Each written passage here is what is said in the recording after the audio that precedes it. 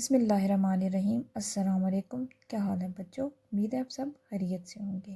آج ہمارے on line classes میں دوسرا سبق ہے اور ہمارے آج کے سبق کا عنوان ہے تفہیم، اور ہم تفہیم کریں گے اپنی ورک شیٹ سے، جس کا موضوع ہے سیر و سیاحت۔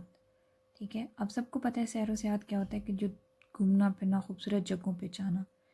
سب سے پہلے جو اس کو ایک کویشچن پیپر کی طرح، جیسے اس طرح سے اس کو ارینج کیا میں نے، تو سوال ہے کہ مندرجہ عبارت پڑھیے، پھر دیے گئے سوالوں کے جوابات جہاں تک ممکن ہو سکے اپنے الفاظ میں لکھیے۔ ٹھیک ہے، آپ نے اس پورے پیراگراف کو جو سیر و سیاحت کے بارے میں ہے پڑھنا ہے غور سے، اور آپ نے ساتھ میں مشکل الفاظ کو انڈر لائن کرنا ہے، ان کے مطلب لکھنے ہیں۔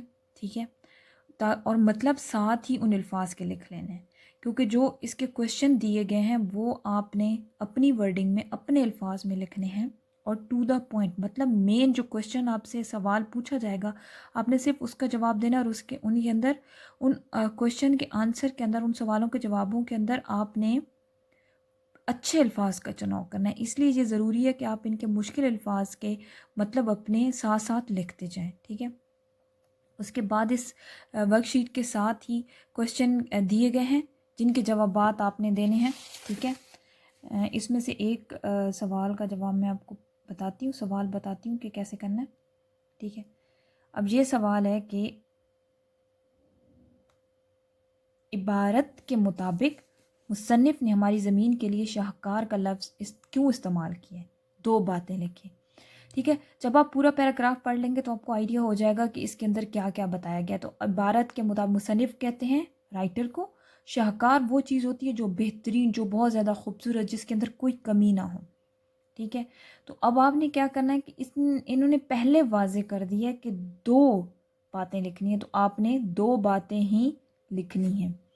ٹھیک ہے، اس کے بعد ہے سفر وسیلہ ظفر ہے، عبارت میں اس کا کیا پس منظر بیان کیا گیا ہے؟ چار باتیں لکھیں۔ اب یہ لفظ خاص طور پہ انہوں نے ایک جملہ یہاں پہ بتایا ہے، ٹھیک ہے، کہ اس کو اس عبارت میں کیوں استعمال، مطلب اس پورے پیراگراف جو انہوں نے ہمیں دیے اس کے اندر کیوں استعمال کیا گیا ہے، اس کا پس منظر، مطلب کہ اس کی وجہ کیا ہے، اس کو استعمال کرنے کی وجہ کیا ہے، اس کے بارے میں چار باتیں لکھنی ہیں۔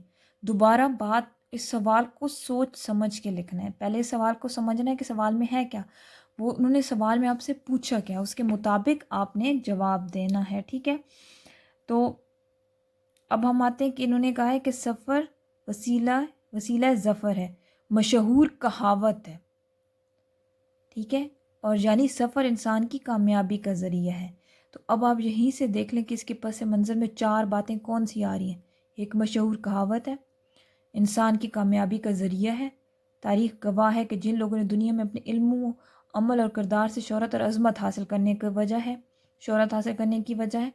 ٹھیک ہے، اس طرح سے آپ لوگوں نے سوالات کے جواب دینے ہیں۔